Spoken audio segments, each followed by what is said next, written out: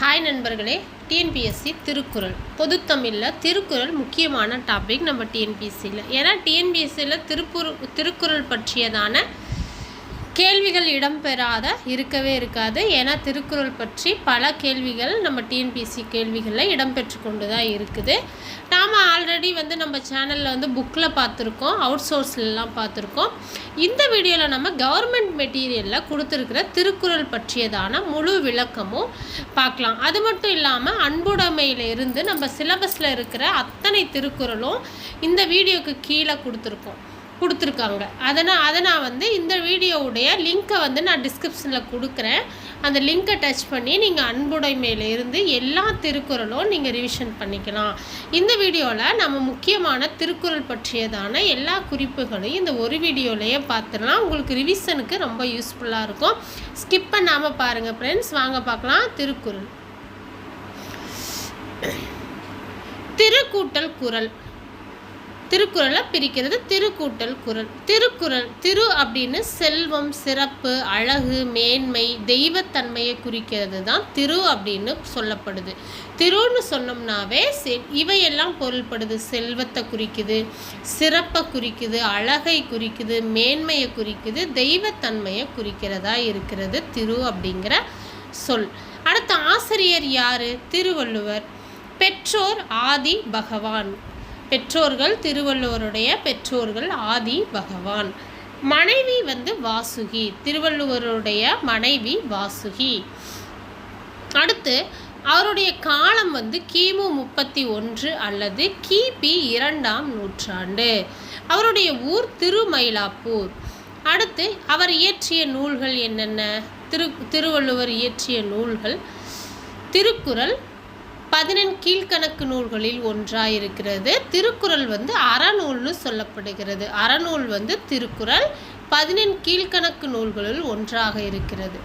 சிறப்பு பெயர்கள் என்ன அப்படின்னா திருவள்ளுவருடைய சிறப்பு பெயர்கள்: நாயனார், தேவர், முதற்பாவலர், தெய்வப்புலவர், நான்முகனார், மாதானுபங்கி, சென்னார் போதார், பொய்யில் புலவர், பெருநாவலர். இவைகளெல்லாம் திருவள்ளுவருடைய சிறப்பு பெயர்கள். அடுத்து திருக்குறளின் சிறப்பு பெயர்கள் எல்லாம் என்னென்ன அப்படின்னா பொதுமறை, தமிழ்மறை, உலக பொதுமறை, முப்பால் நூல், உத்தரவேதம், தெய்வ நூல், பொய்யாமொழி, வாயுரை வாழ்த்து, திருவள்ளுவ பயன், அறவிலக்கியம், பொருளுரை, திருவள்ளுவம், முதுமொழி, தமிழர் திருமறை. இவைகளெல்லாம் திருக்குறள் பற்றியதான சிறப்பு பெயர்கள். அடுத்து திருக்குறள் 133 அதிகாரங்களையும் அதிகாரத்துக்கு 10 குறட்பாக்கள் வீதம் 1330 குறட்பாக்களை கொண்டுள்ளது. அறத்துப்பால், பொருட்பால், இன்பத்துப்பால். அறத்துப்பாலில் 38 அதிகாரங்களும் பொருட்பாலில் 70 அதிகாரங்களும் இன்பத்துப்பாலில் 25 அதிகாரங்கள். மொத்தம் 133 அதிகாரங்கள். அறத்துப்பால் 38 பாயிரவியல், இல்லறவியல், துறவியல், ஊழியல் இருக்கு. பாயிரவியலில் 4, இல்லறவியலில் 20 இயல்கள் கொண்டது. துறவியலில் 13 இயல்களும் ஊழியலில் 1 கொண்டதாக இருக்குது. அதாவது பொருட்பாலில் 70, இதில் அரசியலில் 25, அங்கவியலில் 32, ஒளியியலில் 13 இயல்களை கொண்டுள்ளது. அடுத்து இன்பத்துப்பால் 25 அதிகாரங்கள், அதில் களவியல் 7, கற்பியல் 18 இயல்களை கொண்டுள்ளது. அடுத்து 107 மொழிகளில் திருக்குறள் இதுவரைக்கும் மொழிபெயர்க்கப்பட்டுள்ளது. பிறப்புக்கும் எல்லா உயிர்க்கும் என பொது நெறி வகுத்து காட்டிய புலவர் யாருன்னா திருவள்ளுவர். திருக்குறள் அடையெடுத்த கருவி ஆகு பெயர் ஆகும். அடுத்து திருக்குறள் 9 இயல்களை கொண்டுள்ளது. மேலே பார்த்தோம். அடுத்து அறத்துப்பால் என்னென்ன இயல்கள்? அறத்துப்பால் கீழையும் கொடுத்துட்டாங்க இல்லையா, அதையும் பார்த்துக்கலாம். பாயிரவியல், இல்லறவியல், துறவியல், ஊழியல் என்ற 4 இயல்களை கொண்டது அறத்துப்பால். பொருட்பால் அரசியல், அங்கவியல், ஒளிவியல் என்ற 3 இயல்களை கொண்டது பொருட்பால். லாஸ்ட்டாக கூட இந்த இயல்களில் இருந்து தான் கேள்வி கேட்டாங்க. லாஸ்ட்டாக டிஎன்பிஎஸ்சி குரூப் 4ல் இயல்களில் இருந்து ஒரு கொஸ்டின் வந்திருந்தது. அடுத்து உங்களுக்கு தெரியும். அடுத்து காமத்துப்பால் களவியல், கற்பியல் என்ற 2 இயல்களை கொண்டதாக இருக்கிறது. அடுத்து திருக்குறள் திருவள்ளுவர் பற்றிய புகழுரைகள் பார்க்கலாம். ஆளும் வேலும் பல்லுக்குருதி, நாளும் இரண்டும் சொல்லுக்குருதி என்ற பழமொழியால் குறிக்கப்படும் நூல்கள் எதுன்னா நாலடியார் திருக்குறள். அடுத்து பழகு தமிழ் சொல்லருமை நாலிரண்டில், நாள் நாலடியாரையும், இரண்டுங்கிறது திருக்குறளையும் குறிக்கிறதாக இருக்கிறது. இதெல்லாம் திருக்குறள் திருவள்ளுவர் பற்றிய புகழுரைகள். அடுத்து தமிழ் மாதின் இனிய உயிர்நிலை என்ற போற்றப்படும் நூல் திருக்குறள். அடுத்து வள்ளுவன் தன்னை உலகிற்கே தந்த வான்புகழ் கொண்ட தமிழ்நாடு என்று பாரதியார் கூறியுள்ளார். அடுத்து செந்தமிழ் நாடெனும் போதினிலே இன்பத் தேன் பாயுது காதினிலே என்று பாரதியார் பாடியுள்ளார். அடுத்து வள்ளுவனை பெற்றதால் பெற்றதே புகழ் வையகமே என்றவர் பாரதிதாசன். அடுத்து இணையில்லை முப்பாலுக்கு இந்நிலத்தே என்று புகழ்ந்தவர் பாரதிதாசன்.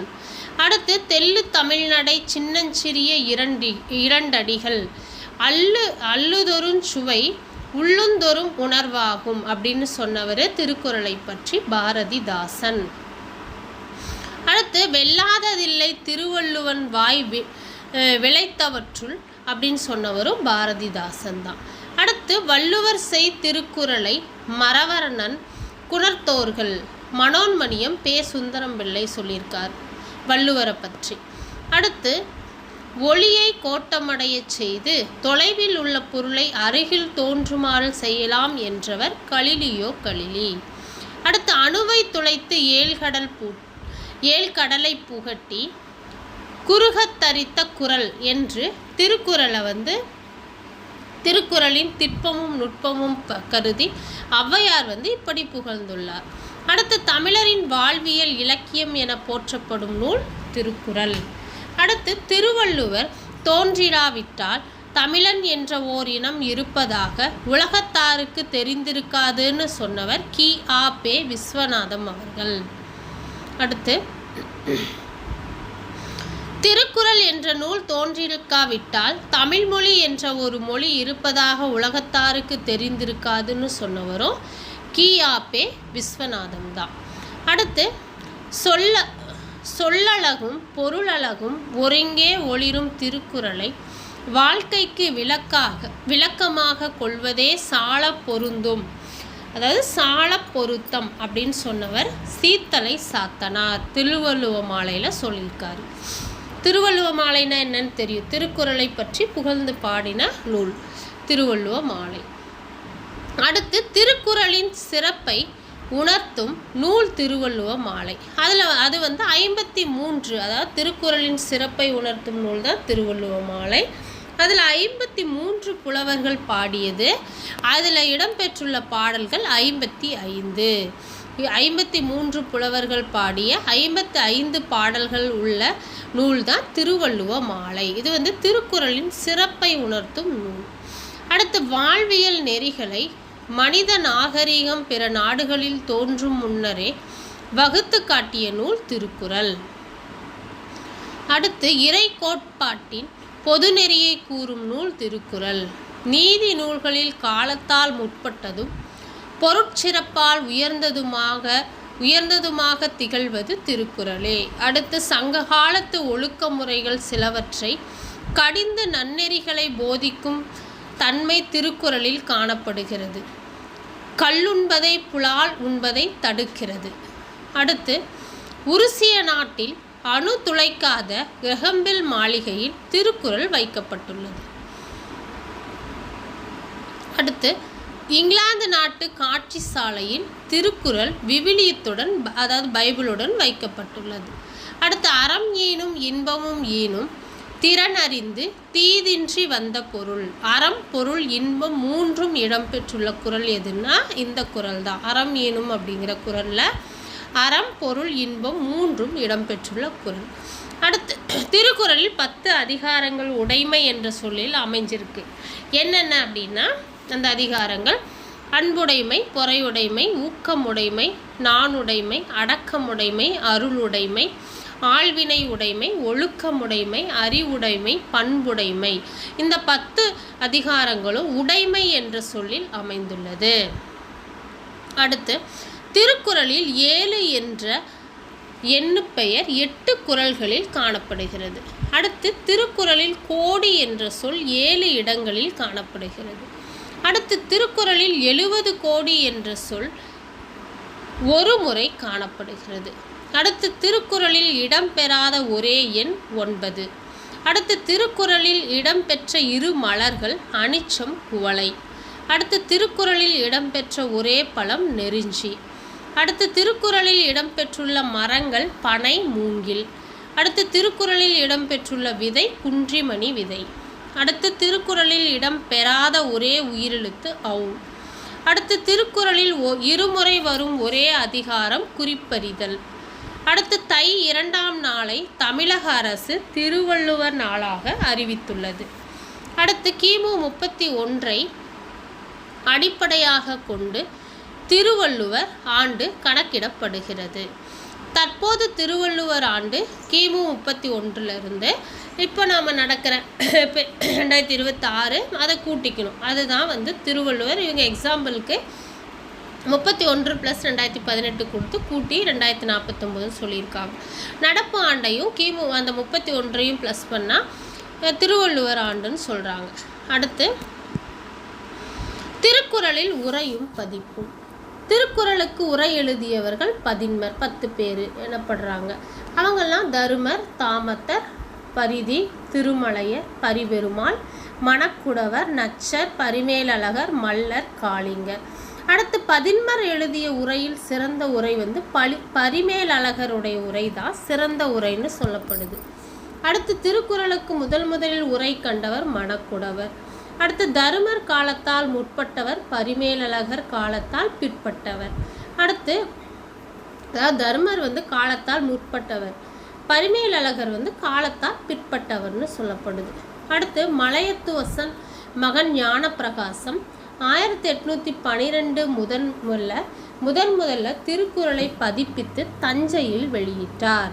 அடுத்து பரிமேலழகர் உரையுடன் முதலாக திருக்குறளை பதிப்பித்தவர் ராமானுஜ கவிராயர் 1840 பதிப்பித்தார். அடுத்து திருக்குறள் 14 கீழ்கணக்கு நூல்களில் அதிக பாடல்களை அடிகளையும் கொண்டதாக இருக்குது.